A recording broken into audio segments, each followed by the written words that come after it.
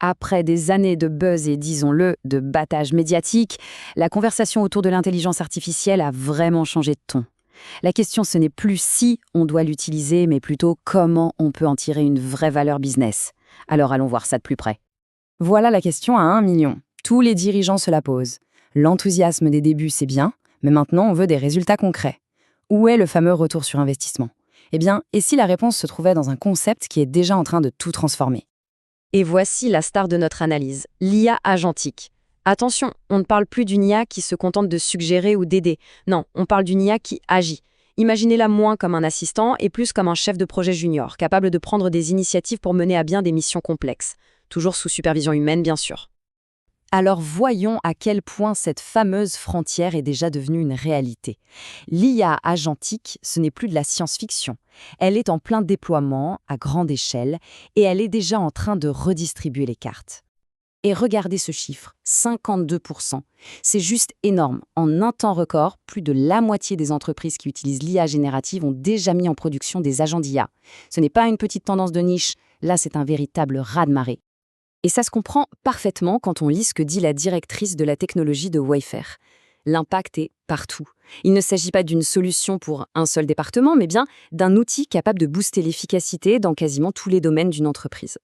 Bon, maintenant, parlons concrètement. Parlons chiffres, parce que se lancer tôt dans cette technologie, ça donne un avantage concurrentiel qui est non seulement clair, mais surtout mesurable. Ce graphique, il parle de lui-même. On voit que 88% des pionniers, ceux qui ont adopté l'IA agentique en premier, voient déjà un retour sur investissement. Mais le plus important, ce n'est pas juste ce chiffre, c'est l'écart de 14 points avec les autres. Et cet écart, ce ne sont pas que des points de pourcentage, c'est des parts de marché, c'est de l'efficacité, c'est une avance qui va être très, très difficile à rattraper. Et cette perspective de chez Bayer est absolument cruciale. L'IA, ce n'est pas forcément un investissement qui paye dans 10 ans. Non, beaucoup d'initiatives peuvent générer des résultats très rapidement. Et ça crée une dynamique positive qui permet ensuite de justifier des paris encore plus audacieux. Mais alors, concrètement, où est-ce qu'on le voit ce fameux ROI? Eh bien, l'impact se fait sentir principalement dans 5 grands domaines. Voilà notre programme. On va passer en revue la productivité, l'expérience client, la croissance, le marketing et, bien sûr, la sécurité. Allez, on commence tout de suite avec le premier point.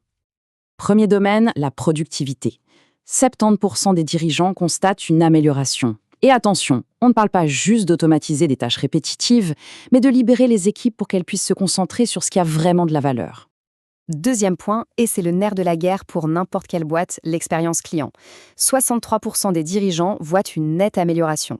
Et ce n'est pas juste un ressenti, les chiffres de satisfaction client grimpent de 6 à 10%, ce qui est vraiment significatif.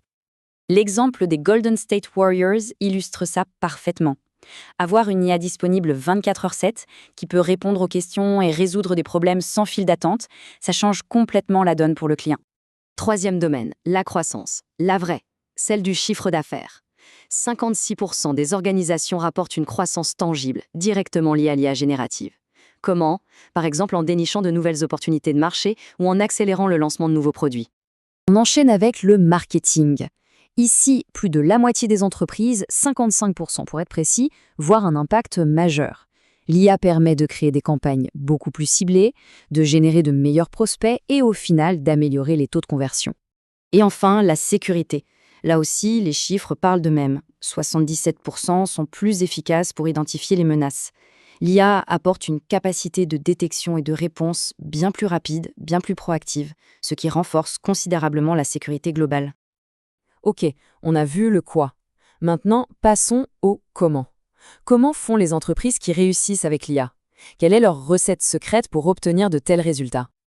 En fait, on peut résumer leur stratégie en 4 grands piliers. Mais attention, le premier est, et de loin, le plus important.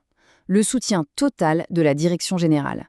Sans un sponsor au plus haut niveau, même les meilleurs projets techniques risquent de rester dans les cartons. Et ce chiffre le prouve de manière spectaculaire. 78% des organisations qui ont un sponsor au niveau C-level voient un ROI. Mais pourquoi une telle différence? C'est simple. Ce soutien débloque les budgets, force la collaboration entre les silos et envoie un message clair à tout le monde. L'IA, c'est une priorité stratégique, pas juste un gadget. Évidemment, ce soutien de la direction est indispensable pour s'attaquer aux obstacles. Et les deux plus gros défis, sans surprise, sont d'abord la sécurité et la confidentialité des données, citées par 37% des entreprises, et ensuite la complexité pour intégrer l'IA au système informatique déjà en place. Bien, pour terminer, essayons de distiller tout ça en une checklist simple, pratique, quelque chose qu'on peut utiliser dès demain pour passer à l'action. Alors voilà les 5 points à retenir. 1. Trouver des champions au sein de la direction, c'est la base de tout. 2. Prouver la valeur avec des petits projets rapides pour débloquer les gros budgets. 3. Pour ça, on se concentre sur les gains les plus visibles et les plus faciles à dupliquer. 4. On investit massivement sur les équipes, sur la formation. Et 5. Très important, on n'attend pas pour définir les règles du jeu, le cadre de gouvernance, pour avancer en toute confiance. Au final, le constat est assez simple. Le train est en marche et il accélère. L'adoption de l'IA agentique n'est plus vraiment une option, c'est une question de survie concurrentielle. La seule vraie question qui reste, c'est à quelle vitesse faut-il bouger pour ne pas se faire distancer ?